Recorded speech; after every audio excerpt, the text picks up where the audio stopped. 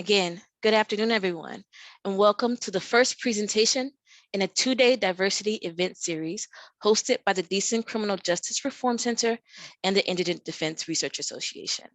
This event, Diversifying, is entitled Diversifying the Pipeline into STAR, Small, Tribal, and Rural Criminal Legal Deserts. I am Kenitra Brown, Staff Attorney and Director of Engagement for the Deason Criminal Justice Reform Center, and the moderator for today's program. The Deason Center is a nonpartisan policy, research, and advocacy center housed at the SMU Dedman School of Law and led by our Executive Director, Professor Pamela Metzger.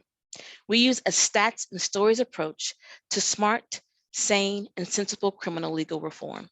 The crux of our expertise is in the Sixth Amendment with the focus on the rights and access to counsel, and our major research areas are in pretrial due process and early stage criminal procedure. STAR, Small, Tribal, and Rural Criminal Justice Systems and Connections, and Prosecutorial Discretion, with a specific focus on screening and charging processes. For our returning audience, and for those of you who may be new to the Deason Center's STAR Justice Series, the events in this series highlight innovation, challenges, and opportunities in STAR legal systems. Drawing on the experiences and the expertise of people who live and work in those communities, this series also offers a networking platform for STAR practitioners, stakeholders, researchers, and policymakers nationwide. Before we start our discussion, I want to give you a bit of background on our topic today and to reiterate that as your moderator, I'm here to primarily guide the conversation, and I want you to hear primarily from our panelists. So think of this webinar as a conversation with opportunities for insights and questions from those of you in the audience. So feel free to drop respectful comments in the chat and questions in the Q&A box. The Deason Center is involved in a range of efforts, including recruitment and employment, events, programs, and consulting that involve improving pipelines to increase the number of practitioners in STAR areas to respond to the need for competent legal representation. To respond to the need for competent legal representation, public safety, and social initiatives, and carceral alternatives. These events and programming stem from a particular need to increase the number of lawyers, scholars, and practitioners of color who enter the academy, the legal field, and the criminal legal space in different postures as the nation recovers from persistent docket delays and exacerbated system strains from the COVID-19 pandemic. Our two-day event series is designed to contribute to the ongoing conversation about the importance of being intentional about acknowledging the importance of diversity of race, sex, ethnicity, gender, ability, identity and expression, ability, religion, national and geographic origin, age, etc., in the course of our criminal legal research and advocacy. A rich diversity of perspectives gives us access to a breadth of knowledge, questions, and lived experiences that enhance and legitimize our work. But beyond that acknowledgement, we have an obligation to create spaces for belonging and inclusion that respect and validate those that bring these qualities and attributes to our research, workplaces, institutions, and systems without causing further harm or trauma. According to the U.S. Census Bureau, over 97% of the U.S.'s landmass is considered rural, and home to over 60 million people. A 2021 report released by the U.S. Department of Agriculture's Economic Research Service noted that the geography of persistent poverty counties is strongly associated with historical patterns of rural settlement. And while people of color make up a smaller share of the overall rural population compared to urban areas, those groups are often highly concentrated in persistent poverty clusters. In the 153 rural persistent poverty counties located in the southeastern coastal plains stretching from North Carolina to Louisiana and Arkansas, Black people make up 43.3% of the population. In Texas, New Mexico, and Colorado, 63.1% of the population in the 39 rural persistent poverty counties are Hispanic or Latinx. American Indians or Native Americans make up 45.5% of residents in the 34 rural persistent poverty counties in Alaska, Arizona, Oklahoma, Utah, and the Northern Great Plains. These demographics help highlight ongoing challenges facing people of color in STAR communities. The Bureau of Justice Statistics notes that there are almost 11,000 local law enforcement agencies with less than 50 full-time officers, indicating that they are located in policing in non-metropolitan areas. The Very Institute of Justice in Our Backyards project notes that there's been a 355% increase in rural jail incarceration rates between 1970 and 2019, and a 259% increase in jail incarceration in smaller cities for the same time period. STAR areas can be the ripest spaces for innovation and reinvigoration and implementing reforms, but they are also home to an aging population, including aging attorneys. My colleague, Dr. Sarah Gamble, has noted that as she researches criminal legal scarcity and the delivery of legal services in Texas STAR area as part of our Country Justice Initiative, she's finding more and more that lawyers are retiring or deceased. These realities mean that some STAR communities with already strained or scarce resources are losing the additional resources provided by lawyers and other criminal legal professionals and practitioners. They're losing counsel, representation, cultural competence, and legal knowledge. Without deliberate efforts to recruit legal professionals into these areas, STAR areas will continue to be disproportionately impacted and underserved in social systems designed to maintain and improve access to justice, community safety, and stability. Particularly recognizing that a lack of racial, ethnic, and gender diversity among the criminal legal workforce inhibits excellence, culturally responsive and responsible care and concern, and actual public safety and progress, we are hosting this panel presentation to discuss the necessity and importance of increasing the diversity of practitioners in this area, as well as the barriers and challenges to getting there. Joining us in this discussion are our panelists. First, Dr. Robert Brown is a PhD professor and chair of the Department of Criminal Justice and the Department of Social Sciences at the University of Maryland Eastern Shore, an HBCU. He earned his bachelor's degree in political science from Hampton University, his master's degree in criminology with specialization in corrections from Indiana State University, and he earned his doctorate in criminal justice with a specialization in policing from the University of Cincinnati. Dr. Brown has worked as a sentencing mitigation specialist for the not-for-profit Maryland-based National Center on Institutions and Alternatives, coordinating offender-specific rehabilitation, parole, and supervision plans for juvenile and adult offenders at the state and federal levels. His research focuses on street-level interactions between police officers and the public, misdemeanor justice, and the processing of low-level offenses, fear of crime, alternatives to incarceration, and the influence of race and gender on criminal justice processing. Dr. Jeremiah Chin received his JD and PhD from Arizona State University. His research focuses on power and belonging, emphasizing the relationships between law and social sciences and constructions of race and indigeneity. His teaching includes civil procedure, constitutional law, race in the law, and federal Indian law. His dissertation research analyzes the Supreme Court's use of social science data in cases of affirmative action and fair housing. His articles have appeared in Context, University of Nevada Law Review, and he recently completed the book, The School Prison Trust, with Dr. Sabina Vaught and Dr. Brian Brayboy for the University of Minnesota Press, which engages in the intertwined histories of conquest, incarceration, and education for Black and Native youth in the United States. Dean Luz Herrera is a professor of law and associate dean for experiential education at Texas A&M School of Law. She promotes entrepreneurial efforts to address the access to civil justice gap. Before entering academia, Professor Herrera ran her own practice and founded Community Lawyers Incorporated, a nonprofit organization that encourages access to affordable legal services and develops innovative opportunities for legal professionals in underserved communities. These experiences have influenced her scholarship that promote legal, low bono service delivery models and postgraduate support programs for lawyers starting their own law firms. She currently serves as a special advisor for the American Bar Association's Commission on Hispanic Legal Rights and Responsibilities. And prior to her current position, she was the Assistant Dean for Clinical Education, Experiential Learning, and Public Service at UCLA School of Law. In her various academic positions. She's encouraged innovation and promoted access to justice through experiential learning. She's a graduate of Stanford University and Harvard Law School.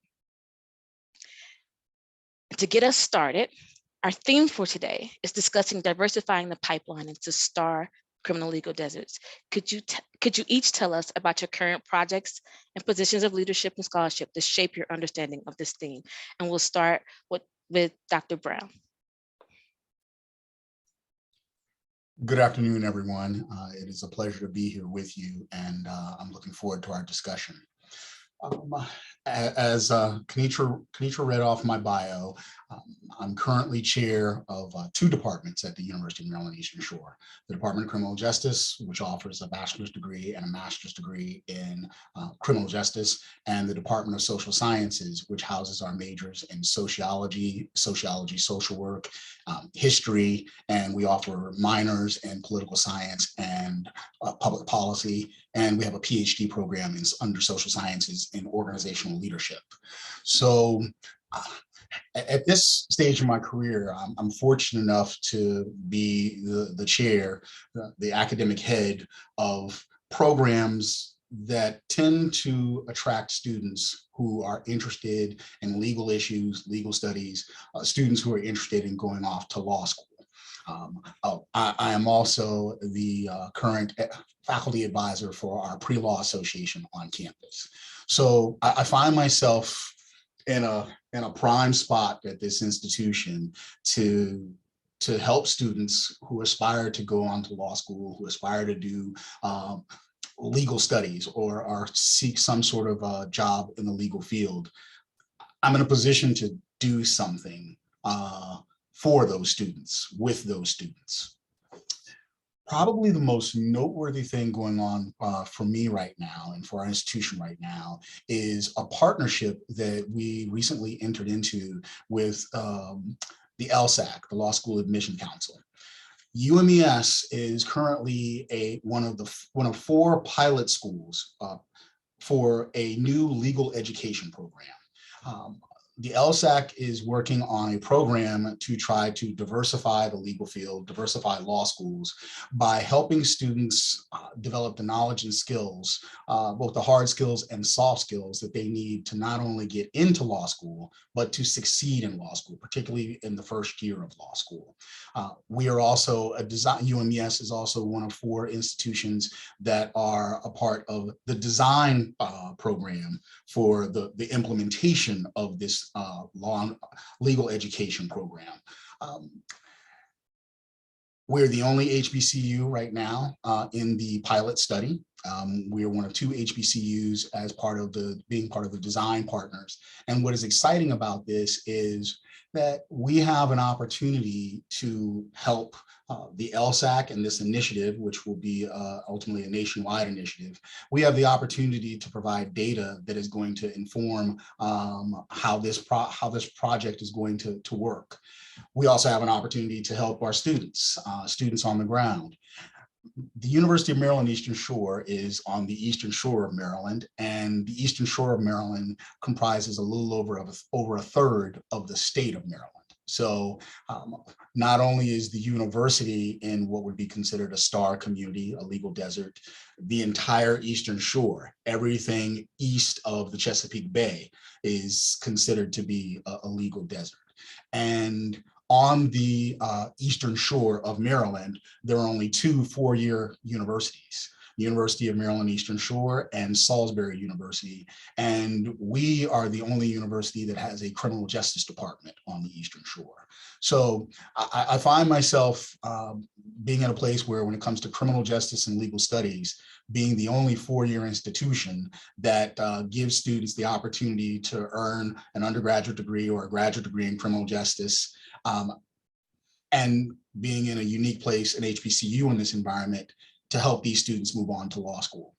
As we all know, one does not need to be a criminal justice major or political science major or such to go on to law school and be successful. One does not even need to be a criminal justice major in order to go on to law school and decide to practice criminal law.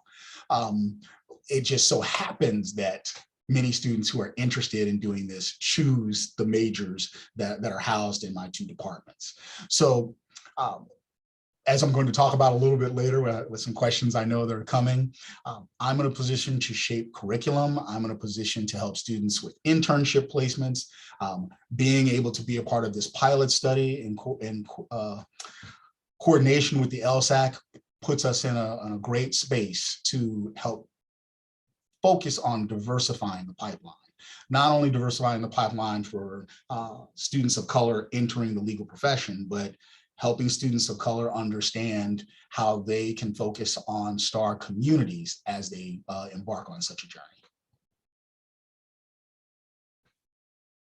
Jeremiah, would you like to go next? Sure, I'll follow up. Thank you so much for the wonderful introduction, and thank you for having me here today and for putting this whole panel together. I think for me, I approach this issue of pipelines from two very opposing different angles, right? We've got a pipeline that is the school to prison pipeline that I've researched and studied about, particularly for Black and Indigenous youth, both in Arizona and beyond. Part of that comes in researching the lack of study, for lack of a better word, and the lack of use of data on Indigenous youth in particular as they are being pipelined into the criminal justice system, whether that is within their own local communities or within the larger criminal justice system from schools as a part of a larger thought of school to prison pipeline and how the education system and criminal justice system intersect. I've also argued in the book that was mentioned in the introduction, The School Prison Trust from the University of Minnesota Press with my co-authors Sabina Vaught and Brian Brayboy, to think about how this system of this pipeline is not a new invention, but rather stems from the long colonial history of conquest in the United States as it affects and relates to both Black and Indigenous youth, and particularly for, you know, one of our narrators in the book, a Black Indigenous youth, and how those intersections and overlaps within these communities really manifest. In my other work, I've also worked on pipelines, you know, similar to Professor Brown, in creating these pipelines to law school. At the Arizona State University, as a part of the Center for Indian Education, we created what we called a critical legal preparation program, which was about ensuring pipelines for marginalized students, broadly defined, low-income, first-generation students of color, in order to enter legal education by focusing on LSAT training and mindfulness preparation, along with discussions around justice, around law, and et cetera. In our 3 years of the program, we had 3 different cohorts. Most of them have gone on to law school or found other meaningful careers, which we are all very grateful for. But kind of the parallels between the school to prison pipeline and the, you know, school to law school pipeline, I think have a lot of important overlaps in how students are considered, how, you know, there are these bottleneck problems that exist in terms of getting students into law school and then continuing their perseverance through law school and into the legal profession and beyond. And I think we'll talk more about that as the panel comes. For many of these law students we saw who wanted to enter the legal profession, they come with a mission of returning to their home communities and ensuring that the, you know, the justice that they might have sought in their past lives was found. But then when they enter law school, there are a lot of fraught and overlapping circumstances that occur. And so I'm happy to talk more about that too as the research evolves and mentioned. So thank you for having me. And that's kind of where I'm approaching the issue today. Dean Herrera. You have to unmute yourself, sorry. I think that after 2 years of doing this, I remember to unmute myself. Hi, everyone. I'm a professor at Texas A&M University, and I also oversee the experiential education program, which involves our clinics and our externships. And my research has really focused on access to legal services, and my focus has primarily been civil, but not exclusively, because I do look at community-based lawyers and what they provide, and a lot of the criminal defense bar in rural and small communities is part of that solo bar. And so my comments come from that perspective, and also from the fact that I've been working with a project with the American Bar Foundation that is looking at the future of the Latinx community, or actually the future of the United States, and based on the growth of the Latinx community, which will be close to 30% of the entire country by 2060. And so a lot of the work that I've done most recently has looked at the Latinx community. And in the context of criminal justice, there's very little data on Latinx folks because ethnically, racially, the Latino community or Hispanic, as the federal government has classified this group, is considered to be racially white. And so there are a number of places where you just can't find any data, and including the states. The Urban Institute in 2016 put out a report that said only 40 states actually report race, but only 15 states report ethnicities. And so there's very little information. But in the context of the future of Latinos in the US, and thinking about small communities and rural communities, we find that, contrary to popular belief that, rural communities are not, they don't have people of color. You obviously, you have a number of farm workers as it comes to the Latinx community, poultry workers in small towns, right? All along the South, there has been a huge growth in the number of Latinx individuals. And every town in Texas that I drive to, I don't care how small it is, it could be like 300 or it could be 3,000. It has a Mexican food restaurant because the US doesn't really, you have this narrative about not liking Mexican immigrants, and even if you're coming from Central America and you consider a Mexican immigrant these days, but they do like Mexican food, and so you have them in every community around the country. It doesn't matter how small they are. And so, you have this population of Latinos, and in Texas in particular, my understanding, at least from the Texas Almanac figures, I believe that Texas has the largest number of Latinx individuals in rural communities. But when we're talking about going back to the criminal justice system and thinking about pipelines, one of the reasons that I've become very interested in this, particularly during my time in Texas, is that Tarrant County, where law school is the largest county in the country that does not have a public defender as part of a county office. And so most of the work that's done, even here in Fort Worth, which is not a small community, is really done by the private bar. So I think it's really important as we think about pipelines to think about what we're doing to train individuals that hang their own shingles in these small and rural communities, because they're mostly going to be solo or small firm lawyers. And right now, our curriculum isn't really focused on that, but I'll talk a little bit more about that later. And most of the work that I've seen or that I know about is going to involve more, kind of dealing with some of the lower courts, where individuals are dealing with charges of domestic violence or DUIs, or they might be victims of crime. And so those are some of the issues that I've really come across through my research in terms of looking at access to justice. One of the initiatives that I recently worked on is to do some work in the Rio Grande Valley. We interviewed and talked to about 600 individuals there. And a lot of the issues that came up in the Rio Grande Valley that involved legal services, right? It was a legal needs assessment, talked about not having access to lawyers or having very limited information about how the law works.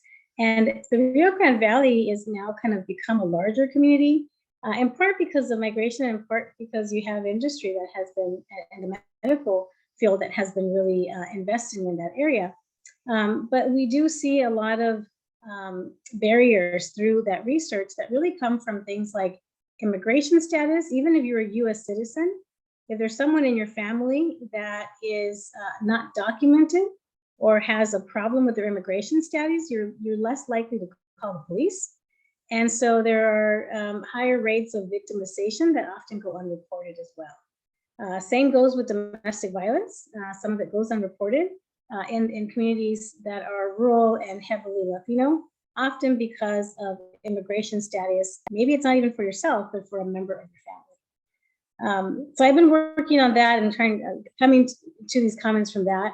Also working on this idea of, what happens to individuals. There's a big narrative about the criminalization of immigration, and what happens to people once they're deported. Most of the media story and even the academic story about immigration ends at deportation, as if those people disappear from the world. But the truth is that, they go back to whatever country they came from. And my particular focus is looking at Mexico, and I've been looking at how they reintegrate into these communities that they go back to. Sometimes they're rural, that they're coming from these communities, but they're not going to find jobs in Mexico in any rural communities, so they go to the larger cities. But the reason this becomes important is because as part of this research, I began to think about, kind of the binational needs of families that have individuals living on both sides of the U.S.-Mexico border, and thinking about, how do we develop a legal services network that attracts bicultural, bilingual, and perhaps binational lawyers that could serve families who have to really navigate two systems of law, and have a hard time understanding how to do that. And so some of my perspectives comes from those projects, and also from the experiences that I've had providing legal services directly. Thank you all for that. In your intros, a lot was referred to, or there are a lot of references to a narrative about rurality, about STAR communities and where they are and who's in them. So this narrative about what it is and what it's not, about rurality, geographic, racial, and ethnic, political diversity, they're not often attributed to STAR communities. Would you all be willing to speak more on these types of common misperceptions and how your work and your research or life experiences dispel these misconceptions?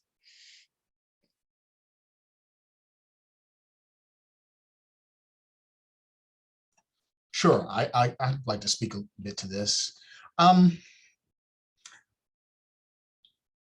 To be candid, I think for most of my career, I did what I think so many people do, which is I focus largely on urban issues.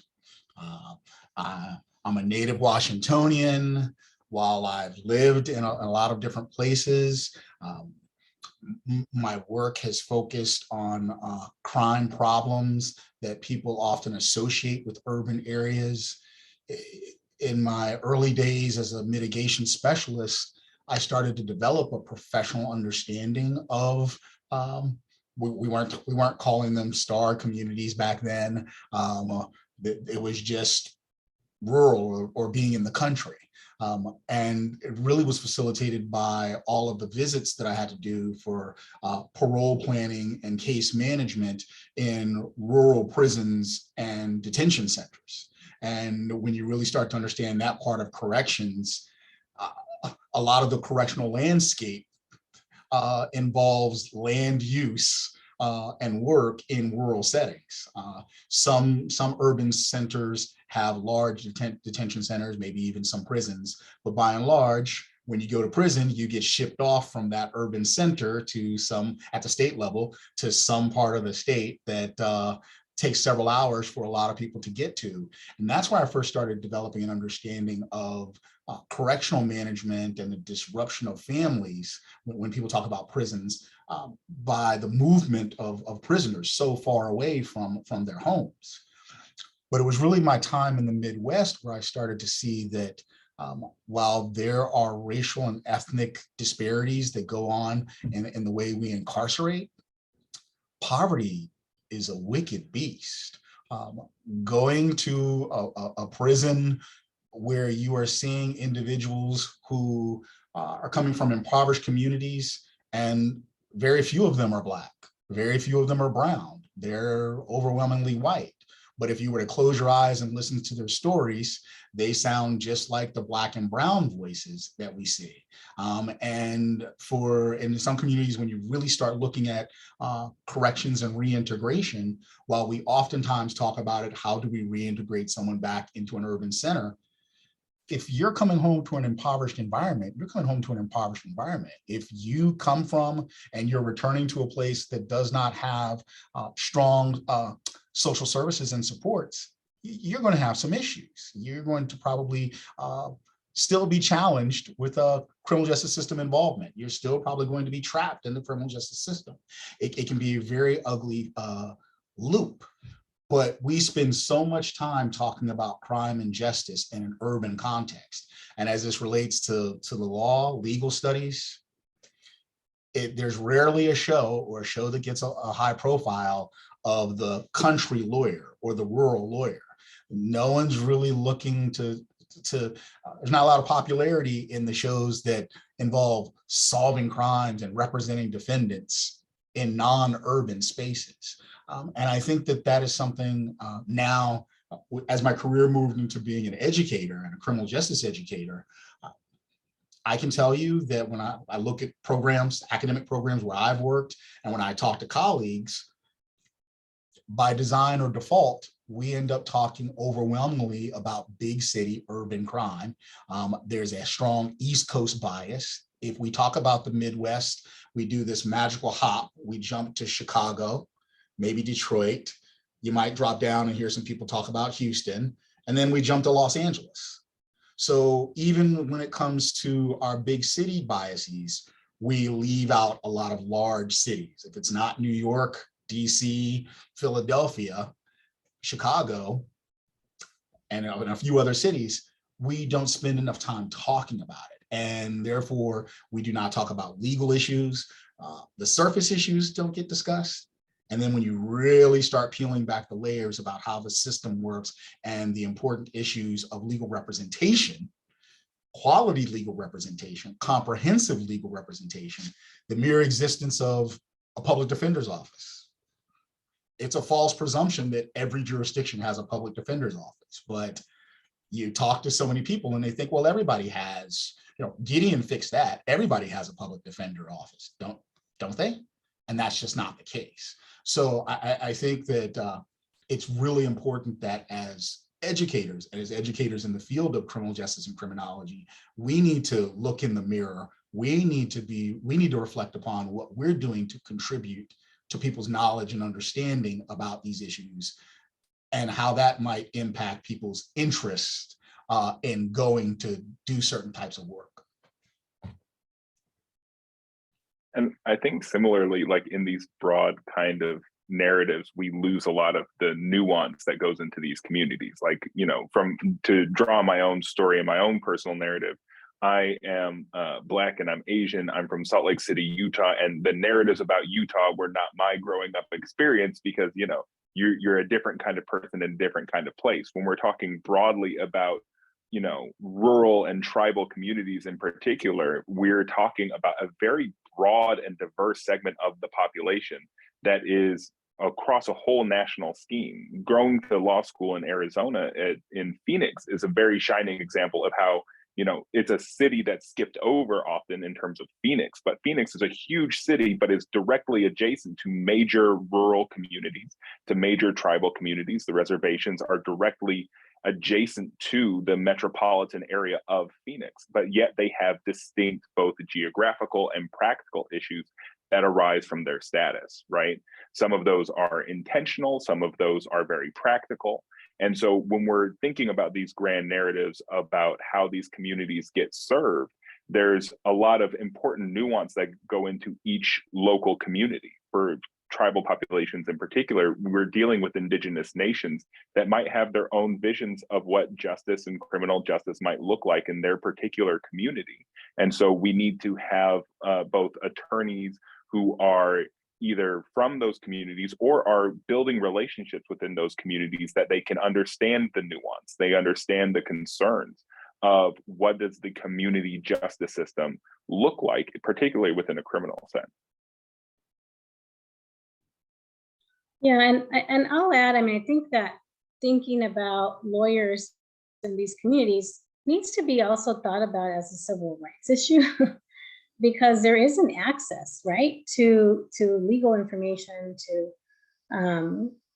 to resources that people need. And again, these are, regardless of who you are, like they're pretty diverse communities these days, but there are very few resources. So I think it's important for us to also articulate to students that service isn't just done in the inner city. Service is done in serving underserved communities wherever that is, and that rural communities are often those that are most underserved. In terms of additional narratives, I mean, I think I alluded to it before, but the Latinx community is very present in a lot of these communities, the Central Valley of California, the border communities. One of the things that I'm looking at right now is looking at the whole US-Mexico border and looking at what legal service delivery is in that region, right? And the border definition goes up like 50 to 60 miles in certain, like in Texas, for example. But if you're looking at just the counties adjacent to the Mexico border in the US, there are 31 of these counties. I was looking at, and I haven't tracked all of them down, I don't have it. I think in those counties, in terms of federal public defenders, I've been able to identify 12 in all of those counties, right? So we have 31 counties, 12 of those counties have federal public defender. A lot of those counties kind of share resources because they're so small. Some of them are, not as populated. But I think we begin to kind of see a picture of what's available. I mean, there are even fewer legal service providers that are free, right? Besides public defender. So in looking at this, in addition to having these 31 counties, I mean, the composition of most of those counties, with the exception of San Diego, right, which is like a larger county that has more than 3 million people, but all of those 31 counties, besides San Diego and El Paso, every county is like around 100,000 or less, right? Most of them don't go up to like 200,000. And so that whole region is really, really underserved. And again, I've been doing some of this work is looking at how binational families are serviced. There's binational families all over the country, but just looking specifically at this region, how it's being impacted by immigration. And so, so I think it's important for us to think about servicing regions also, and to develop programs that might help multiple counties that might be similarly situated. In this US-Mexico border region, there are 13 federally recognized tribes. And as my colleague, Dr. Chen, stated, all of these tribes may have very different systems, criminal justice systems. But it doesn't mean that there can't be collaboration between what, we're providing, because, there's not a lot of like free legal services in those tribal communities either, right? And so whatever we think about developing, we've got to also think about how it's going to service that population that has its own system, but might need to be consulted with and invited to work collaboratively on those projects. And so that's just another thing to put on the radar. That's an important thing to put on the radar, is collaborating with the actual communities that we hope to serve. And part of that is making sure that the younger people in those communities are being trained in what we're doing and in the delivery of services and the delivery of legal services.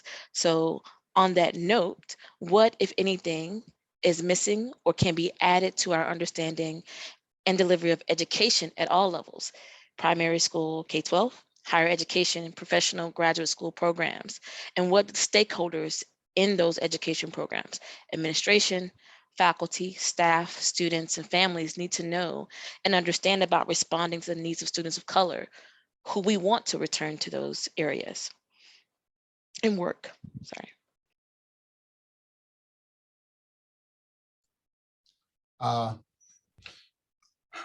I strongly believe that we need to look in the mirror, and we need to really assess what we are teaching today, particularly in four-year degree programs. I think that there are many programs that I will call orthodox or legacy programs that teach nuts and bolts criminal justice. There's a course on policing, there's a course on court systems in the United States, and a foundational course in corrections. And students have elective course options that are oftentimes centered around the available faculty, which makes sense. If you do not have someone who has the subject matter expertise to teach a certain thing, you're not likely to offer it. But I think that academic programs, in particular HBCUs, need to focus on making sure that we are addressing 21st century problems, that as we are all being challenged in higher education to contribute to the 21st century workforce, well, we need to make sure that in, say, the social sciences and the liberal arts, that we're also preparing students who understand and are capable of taking on the challenges associated with not just 21st century issues that we've been dealing with for a long time. Something very specific. In my program, and in none of the programs that I've worked in, and I'm in my fourth institution right now, no course on rural criminology or rural justice exists, not even as an elective. And this goes back to that urban default. We don't talk about crime as being either one or the other. We maybe go through some units in a course where we talk about some changing demographics, and we talk about suburban policing, the growth of suburban areas and suburban policing and how it's similar, but we probably spend more time talking about suburban policing than we do rural policing. The closest we get to rural policing is talking about some basic coverage of county policing and state level agencies. But there are scholars who focus explicitly on theory, how theory is relevant in the rural context, and something that we may talk about in this conversation, defining what it means to be rural, and do many of the theories that dominate our fields, how well do they play out in a rural context? To the things I talked about, how well do we educate people to understand the nuts and bolts of the system in areas that are not resourced the same way? How can you recruit, or what are the issues with recruiting good personnel in a rural environment, ranging from being law enforcement officers, deputies, to working in correctional institutions, to are you going to be able to attract the types of lawyers that you want? Are you going to have magistrates, judges that you want?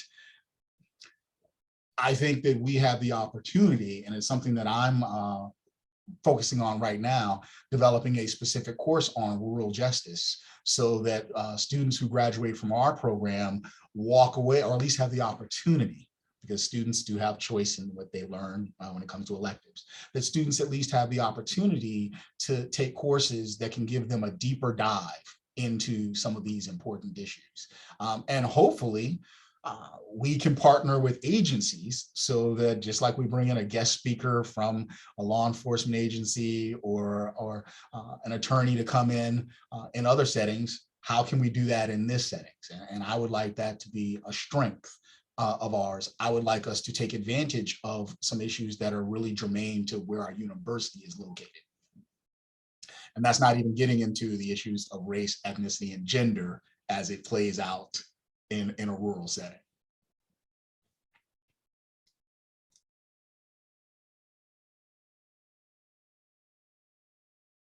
I guess I'll chime in, in terms of what's missing at these different levels. I mean, I think there's a large level of creativity that's missing, right? Because in the elementary school, primary school, folks are teaching to the test. They're trying to pass, these standards and tests. And so I think there's little opportunity to think outside the box about how you problem solve.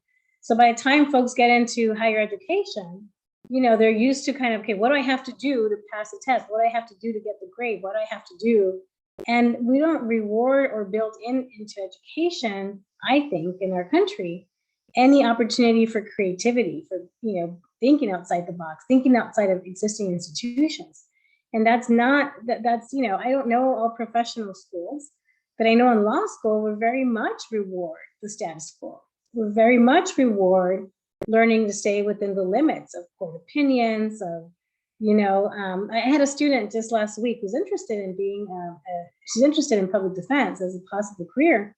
And she says to me, bringing all of these speakers, we're bringing in, a bunch of Texas judges, and what happens when they're talking about just this is the way it is, this is the way it should be, and working within the confines of the law? Where's the part where we are encouraged to think creatively and supported for rejecting the status quo in terms of what the law is, particularly in a state like Texas, on some issues that students care about? And so, I think part of the difficulty is that there are standards and there are things like U.S. News that really motivate people's decisions about how to structure their curriculum. And that lends itself to curtailing creativity about how we address problems and which problems we address, because there's nothing sexy and nothing helpful in terms of prestige or rankings or tests that are going to privilege and prioritize rural and small communities. So that's part of the problem. I'll also say that I still think it's important to have, diverse representatives that are teachers, instructors in these positions, but that becomes less important if those folks are so tied up and handcuffed to all these other requirements that they have to meet that they're not a resource to the students. And I think just to build on Dr. Brown and Dean Herrera's point, I think one of the biggest things to emphasize that might help draw students into STAR communities is like really emphasizing the self-determination aspect in relationships that you have. Because when you're dealing with small communities, tribal communities, and rural communities, if we were to lean into the self-determination and the potential for creativity in those communities that are not bound as deeply as the strictures of some cities might be, if we're talking about major cities and you're dealing with a million moving parts versus a small town and a small rural community, you have a lot more freedom in building those relationships with, the only other prosecutor in town or the only other defense attorney in town. Or if you are building relationships with those judges, that there's a lot of potential for change that can happen in these small areas that I think is really underemphasized and undervalued. And I think on the other end of the spectrum, when we're dealing with training from every level of school, one of the big problems in getting students to return to those communities is getting them to a meaningful education process, whether it's like Dean Herrera is talking about teaching to the test and kind of ingraining different, the wrong side of pedagogy. But the way of criminalizing youth, particularly within these small towns and communities where we have youth that are disciplined in schools and sent to, law enforcement, referrals to law enforcement that happen, that are easy ways to track students who might be, creatively asserting themselves on what another classroom might look like. And instead of being rewarded for that and sent to, let's rethink the way this classroom is done and you can be a lawyer someday, into, you are not listening or being compliant within the classroom in a particular way. And so now we have to call in an SRO, and a school resource officer has to remove you from the classroom because you're being disrespectful or disobedient. And that particularly affects marginalized communities, especially within these schools, right, that we've studied, whether it's been more emphasized in the research in major school districts and large urban areas. But part of the work that I was lucky enough to do in Arizona was looking at the ways in which it affects these larger communities that are dispersed throughout the state. So the large disbursement of Black and Latinx and Indigenous communities throughout Arizona means that the sample size maybe isn't as large as it might be in some other places, but we definitely do see tracking problems of students being referred to law enforcement and being tracked into incarceration rather than being tracked into the working within the criminal justice system, and instead having the criminal justice system work on them.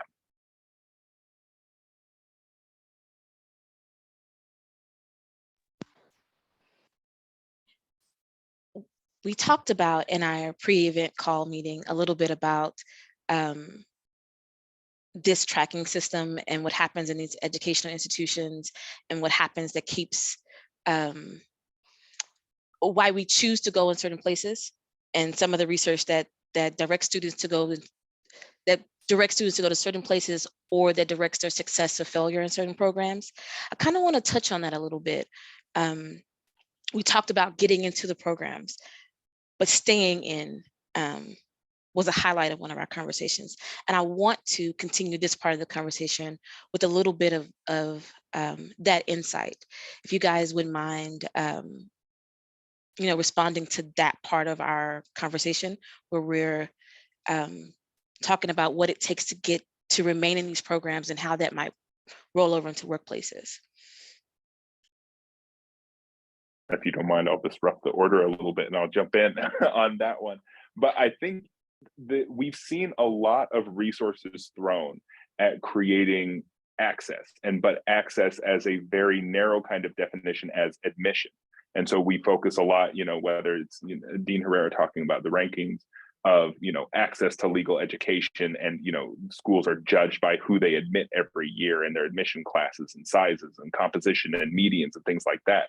But I think reframing the conversation around persistence is hugely important, because getting students into these programs and then letting them figure it out themselves is deeply problematic, particularly for students who are from, star communities who might want to return there, because now you're left in a law school environment, especially, speaking from personal experience, where there are conditions of imposter syndrome, feelings of distress, anxiety that occur within legal education that are really huge and important and relevant. And I think there's been I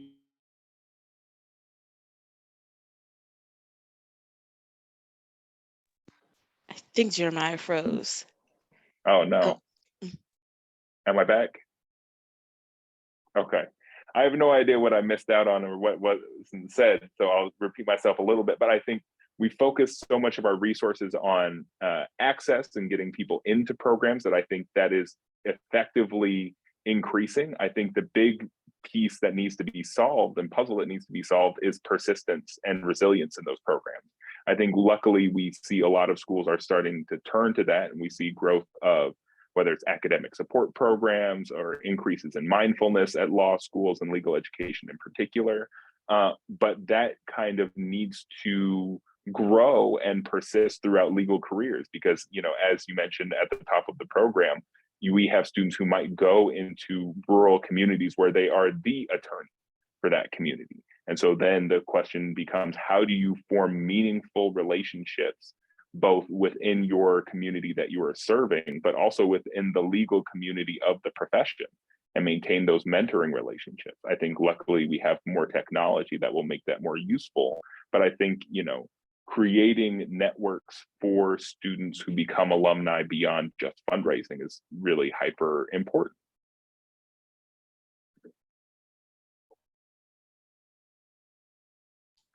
I would add to this.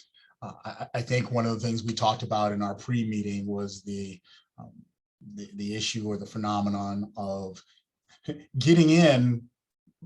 While getting in is often talked about as the hard thing, you got to get in, get into law school, get into law school. It's staying in and getting out that is the real battle. There's a law school out there for a lot of people. People have aspirations of getting into certain law schools and having certain careers, but it's possible and more doable than a lot of people think to navigate a path to get into a law school. Being persistent, handling the years that it takes to successfully complete a Juris Doctorate.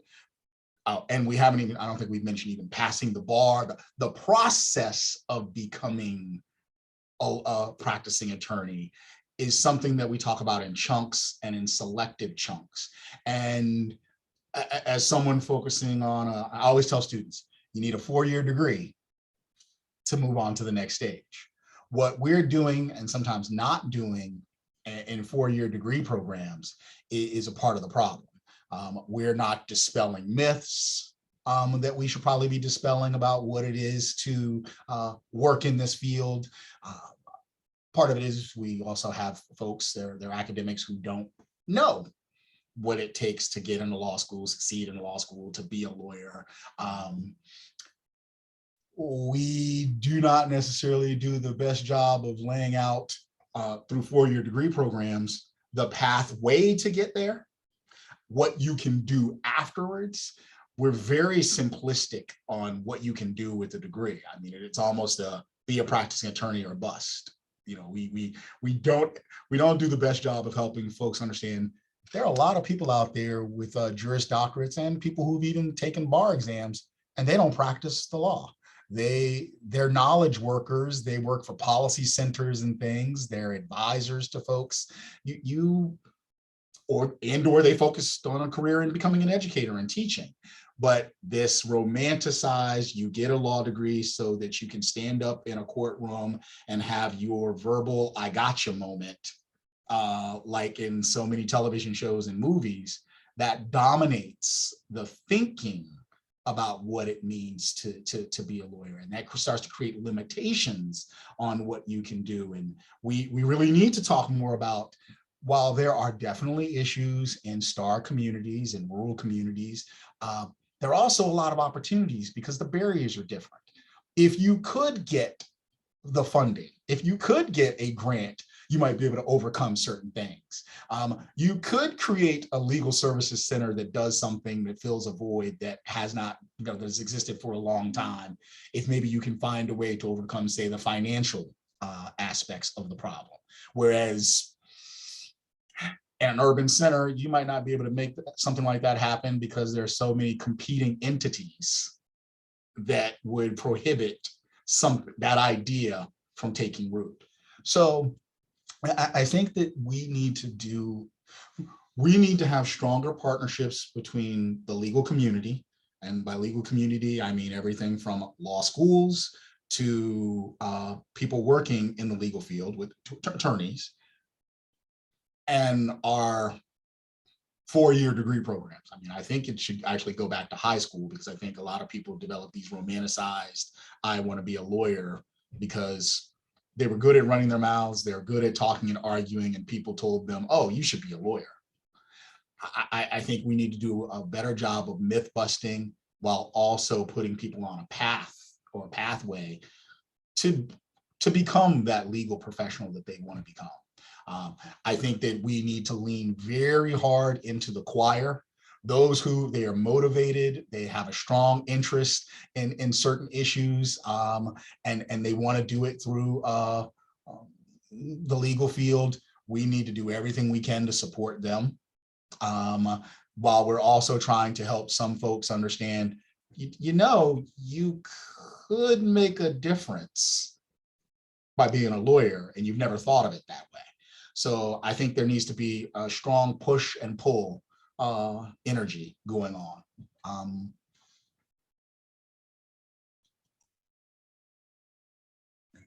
I mean, I think the pipeline efforts are really important, that we keep doing them, but I also think there's like more we need to do in terms of professional identity, and it's something that the ABA has recently put more value on. A lot of schools are integrating. I know ours is. But one of the things that I've heard most recently from several students who are first-generation students who are interested in going back to and serving, right, communities. They're not all small and rural, but they're definitely underserved. And for them, they're really grappling with, how do I reconcile what I know and love about who I am and where I come from to this other vision for me that doesn't look anything like that? And I think being able to provide students with the space, with the conversations, with the opportunity to help them understand that they have a place in the law, but that the law might not have been, law and legal institutions, quite frankly, were not necessarily made with all of us in mind as full participants. And so that what they're looking for may not be reflected in what they're seeing or what's being presented to them. And that sometimes we need to create our own paths, and that process can be very difficult, and that it has failures in the process. There are also great successes, right? But I don't think we have that conversation. I think in the planning group, this group had a conversation about talking about our failures. And I thought that was really excellent to talk about. But I think it's just being, really kind of allowing students to think about places where they can bring their existing selves into the law and not feel like they have to conform to a certain image of what a lawyer should be. Now, I'm not saying like we should be less professional, because quite frankly, some of the courts I've been to in my county, there's a lot of non-professional lawyers that I've seen. But I do think that, we have to be able to merge our identity and who we are and think about creating new spaces within legal institutions and the law, because that's the true test of diversity. Otherwise, we're just talking about kind of a tokenism environment. We're not really doing the equity and inclusion part, right? And so I think it's important to have those conversations and to have students think about who they want to be and why they came to law school. So many students apply for law school saying they're going to do public interest and then leave with something else because of debt. But I think it's also because of counseling and the messages they get and what they see. Everything that's, probably say 90% of what's presented to them in doctrinal classrooms is going to be, a case or a statute, right? And so that begins to limit what students think about as opportunities for them. Career services could do better jobs in things like public interest advising and bringing in non-traditional individuals with a JD to talk about what's available. But again, schools are motivated by now placement figures.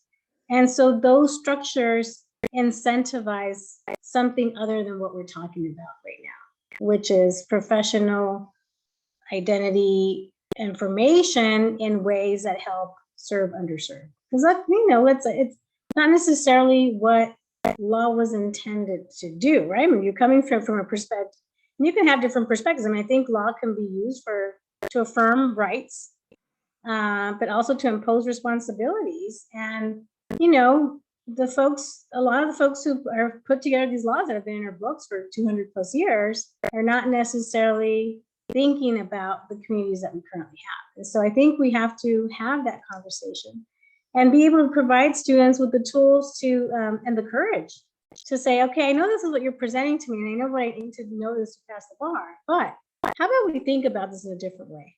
Because that would create some more room for belonging for students that are not traditional, who might be interested in going to work in these communities. So we touched on it a little bit here, is that some of the reasons why we might not go back and work in underserved communities is that we're coming from an underserved community, we've gotten more debt, and it becomes a barrier to going back, right?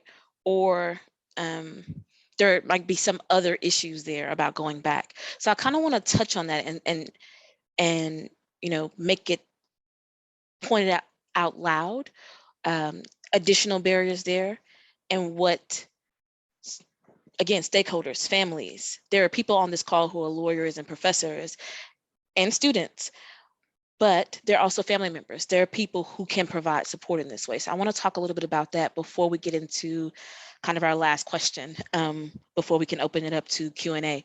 I also want to talk like, and maybe we can also include this in this question, is that question of effect of the mentorship, people who are already in this space, lawyers of color who are already in this space, and kind of the barriers that they're encountering with coming back to the space or even being present to help train in the space.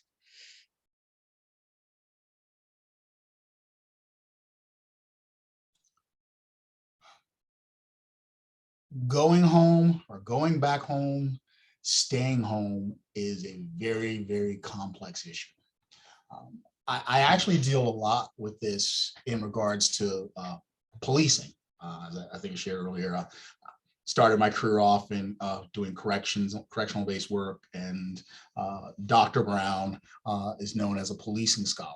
And one of the things that I do in that context is I work with agencies to on recruiting officers. And it is a very, very common response from students.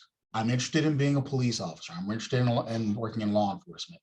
And I've experienced this both working at the predominantly white institutions and in HBCUs. I'm interested in working in policing, but I don't want to go home because I don't want to deal with people that I went to high school with, that I grew up with. I might have to do something professionally, and it's going to involve a family member. So before even getting into the geography of what home is, whether it's urban or rural, whether it's a star community or not, I think that there are some folks who deal with, when it comes to being home, wherever home is, what will they have to deal with professionally?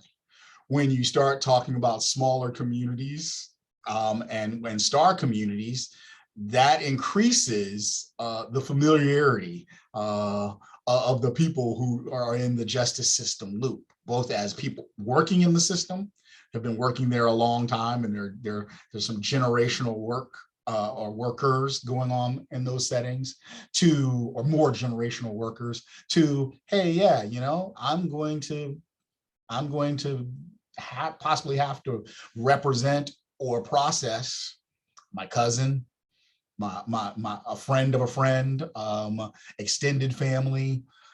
So that's something we have to deal with when it comes to people making a choice to working in the justice field. You are in all likelihood going to, over time, start seeing some what I refer to as frequent flyers, frequent visitors, a revolving door of faces, and you have to be ready for that. When it comes to the issue of giving back to your community and the opportunities, we face some real challenges. A person goes on, they might be a first generation college student, first generation law school student, they make it. And the professional landscape is pretty open to them. There are people recruiting them from far off parts of the country. They have plenty of opportunities. And someone saying, but you need to come home, whether it's your birthplace home, to, okay, wherever you go, you are destined, you are locked into representing, quote, your own, whatever your own is. And the reality is that those are not the limits of many people's options, especially individuals who achieve and earning these degrees. So we have to be careful in how we present the message of you have an obligation to do this type of work. For me, I own my biases. And we talked about this in our pre-work meeting about the economics of it, the money and such. I own my biases. I chose to start my career with a nonprofit, so I wasn't making money in the first place. The money I make now is something I never envisioned, never dreamed about, because I did not get into the work that I do for the money. I chose education, in general, not a field that's very lucrative. So I try to be careful when it comes to talking to students and mentoring students. First and foremost, that is what I walked, but I'm wired that way. And I don't want you to feel like you have turned your back on the community, the cause, particularly students who choose to go to an HBCU, and how in not so subtle ways there can be pressures that you must do all things Black and all things for the Black community. I try to be very careful in helping them understand the balance between giving back, that there are multiple ways to give back. You might take that job that takes you somewhere else, but you're also going to have time, money, influence. Are you using your time, money, and influence for what you perceive the cause to be? Not everybody can be on the same point of the wall. We just need to make sure that there is a wall and that we are supporting the wall, not just where we are, but in other places. So for me, I think we need to be very candid about these conversations and these issues. We need to be thoughtful in how we approach young people and mentoring them into certain opportunities, certain spaces. And we need to definitely make sure that we're paying attention to the big picture, the long arc, because where somebody is today and how they're making an impact today is not necessarily the limits of how they're going to make an impact through their talents. I also think it's important to understand that the financial realities of a lot of our students are very different today. The cost of housing alone could make the difference in terms of what they're going to do, but student debt is a big issue, right? So even if they wanted to go home, and a lot of them don't, even if they wanted to go home, that's an issue that sometimes some of these smaller communities don't pay enough or as much as what their offers in a bigger city will be like. And so, I mean, they have to balance out because the housing is also expensive, right? And so there's something you do. But I remember being in law school and thinking, gosh, I'm so jealous of my friend who's going to go work a public interest job. I ended up having to take and saying having, right? The idea of having to take a job at a law firm. Everybody in my community would have been like, God, you're privileged. So the ability to, the kind of idea that you're going to turn your back on a 6-figure salary when you have the opportunity and nobody else in your community does, that's ludicrous, even for your own family. And when I left that world, I was only in it for like less than 2 years. They didn't like me and I didn't like them, right? It just wasn't my fit. It wasn't where I was supposed to be. But, it was definitely like, and my parents in particular were like, why did you do that? Like, can you find another job in the same industry? And I was like, no, it's not really what I want. It's not, and so it's a hard conversation to have with your own family about how you're going to turn your back on resources that they've been struggling to get for so many years. So a lot of our students feel responsible for contributing back to their families, their own or the families they grew up in. And so they make decisions based on those things. And so I always try to remind public interest lawyers who are often, they're often not people of color and folks that don't have to provide for others. Oftentimes, particularly in our law schools, the folks are doing their counseling, remind them of the fact that the experiences of financial status and experiences of some of our students are not the same as the counselor's reality right now, right? So that not everybody's making a choice. And then there are people who, do my path, who end up doing a corporate job for 2 years and then go back to public interest. And there's also this like public interest mentality of like, oh, well, you didn't do a scatter, you didn't do a legal aid job, you didn't do public defender, so you must not be down. And it's like, no, that's not it, right? There are other considerations that have to do with real life.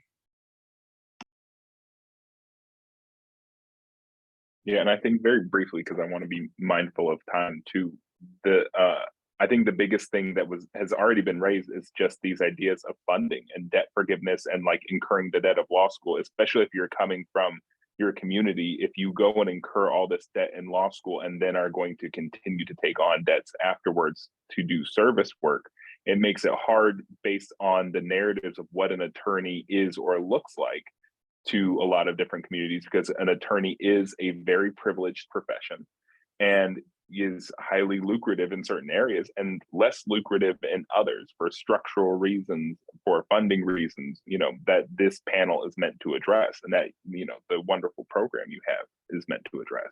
So I think, disrupting the narratives of what lawyering looks like and where justice is, I think is really important, and reminding students of what kind of work they do for their communities and how they do work for their communities will look differently in a lot of different spaces and places. And it doesn't always have to be hanging a shingle in a small town, but how do you serve the town and how do you serve your community is really important and nuanced in different ways. And I'll just add, just because I don't want to be all negative on this, right? But like, there's so many ways to serve a community, right? And sometimes that means helping your own family. And sometimes that means contributing to a nonprofit. And sometimes that means, getting your friends to like go back into that community to bring resources. So there's a lot of ways to contribute. And but I do think in terms of structurally, right? Scholarships, programs that help with loan forgiveness, with housing, that help draw students. So those are the kinds of things that we need to be able to draw students, graduates, at least for the first couple of years of their career.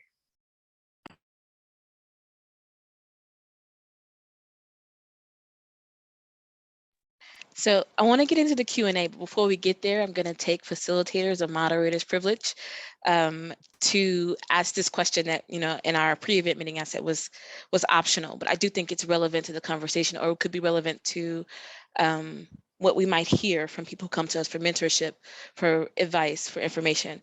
So we're having this conversation about the need to diversify the pipeline and the need for legal practitioners in STAR areas, but it's also up against a very nationwide conversation about abolition of different services, abolishing police or abolishing, certain prisons. All of this, we're abolishing certain systems in the criminal legal system. How do we balance like very well made points in some of those arguments or some of those positions with this need to recruit what we know we need is students of color and scholars of color and attorneys of color into these STAR areas with populations that are underserved? How do we balance that?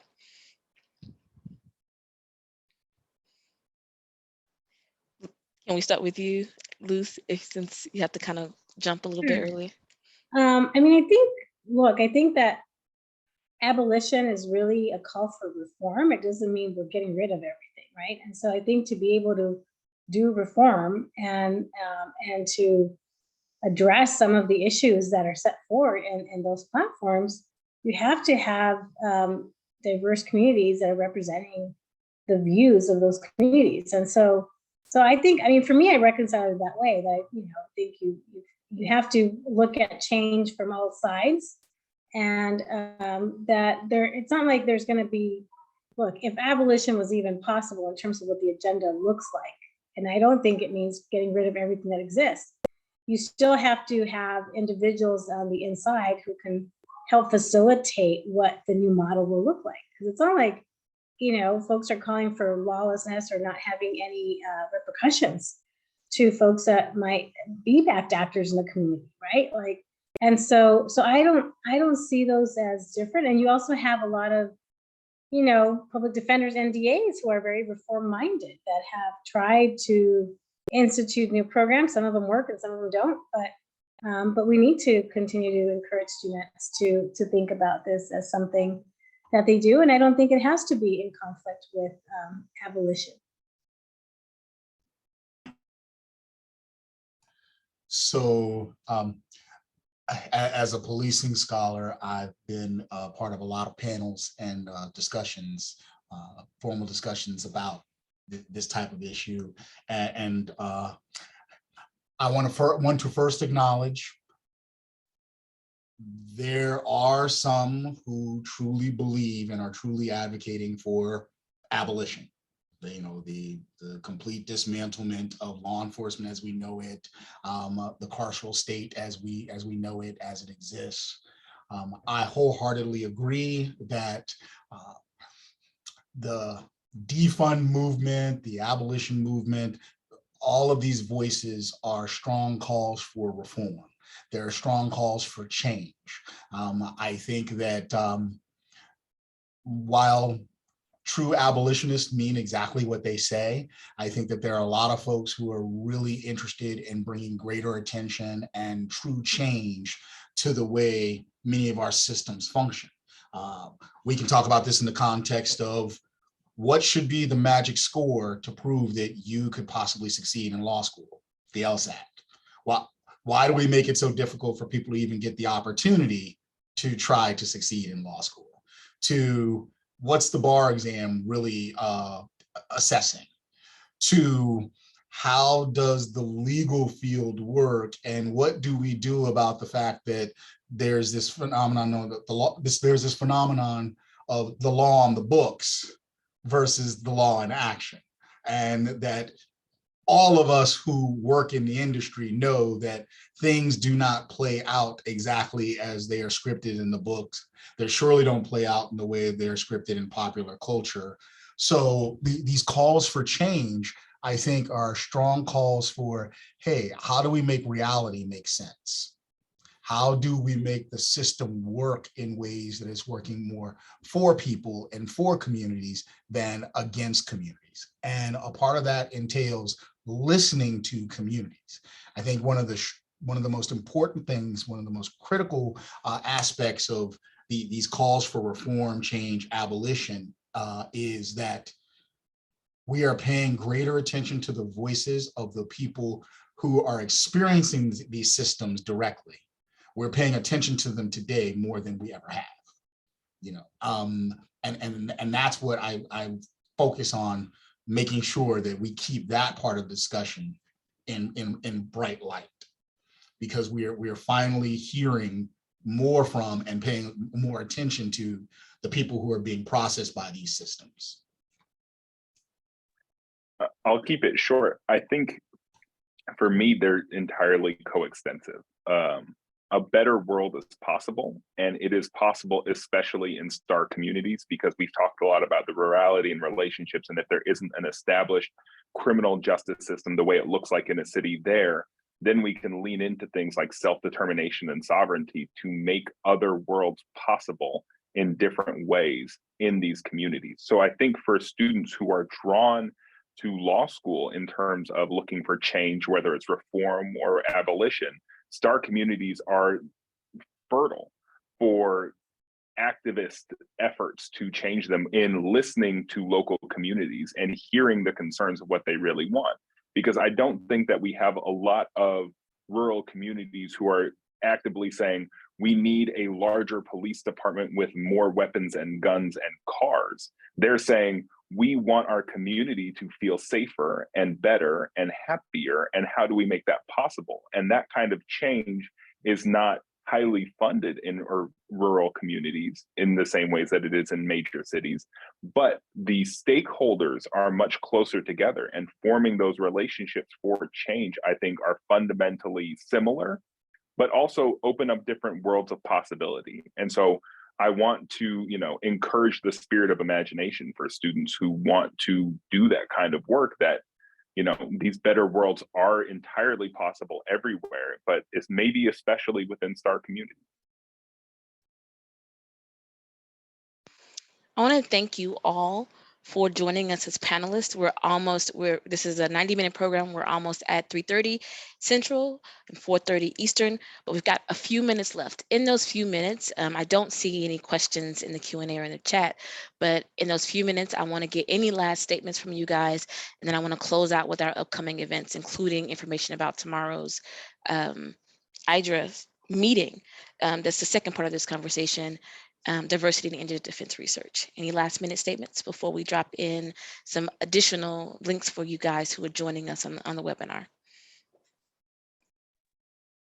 I think just really quick to echo just to give a second more to what I just said, I think when we're talking about culturally responsive too, it's also recognizing that every system doesn't have to look the same, and not every community looks the same. We started at the top of the program talking about the diversity within these rural and start within rural, tribal, and small communities, not only in terms of like racial or geographic diversity, but the diversity and differences between the communities. So I think what this is going to look like has to be a very local specific effort. And I think that's kind of the beautiful thing about this practice and this work that's being done. And so just again, to express my appreciation for having me as a part of the call today. For my parting words, related to my comments about we need to do some myth busting, some re-education about what it means to work in the legal field, what it means to be a lawyer, to be more direct. We need to work hard to destigmatize what it means to be a lawyer. Defense attorneys are not bad people doing work that's contributing to crime in our country. We need to and prosecutors are not inherently scornful individuals who don't care about people in communities. And being a lawyer is not all about money. I think those three things, the nature of what it means to do defense-based work, the nature of what it means to be a law enforcement officer in the capacity of being a prosecutor, and overall that working in the legal field is not about all about money.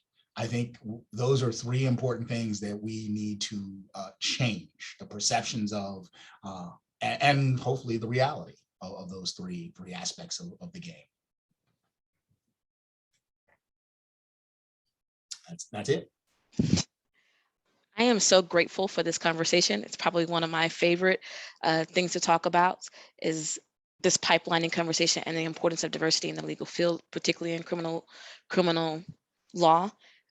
We're needed in all areas. We're needed in the courtrooms. We're needed in pretrial services. We're needed in reentry. We're needed everywhere. And so this type of conversation brings truth to the conversation about getting there and getting how to get there, but also sheds light on the different positions we can hold in these spaces and why it's important to be there. So thank you both so much for joining me today and having this wonderful conversation with our audience. Our audience will also notice that we've posted links for upcoming events. Tomorrow, we're talking with the Indigent Defense Research Association with our panelists, Professor Irene Joe, Professor Alexis Hogue-Forjor, and Shruti Narahasaredi. I am sorry for saying that name incorrectly. I think I got it wrong.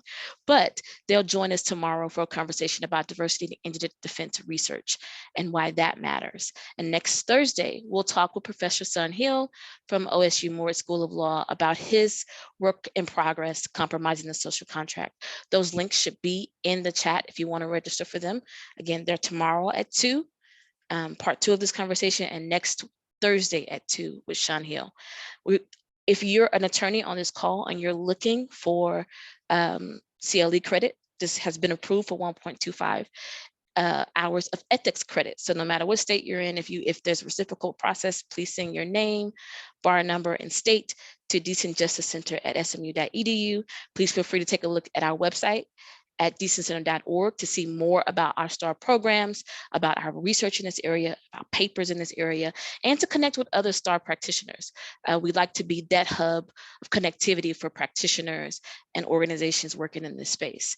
I want to thank you all so much for your participation today and for joining us.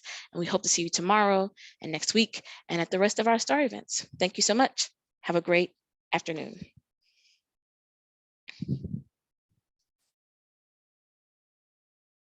I'm going to leave the chat up just a little bit longer for you guys to grab the links if you need them.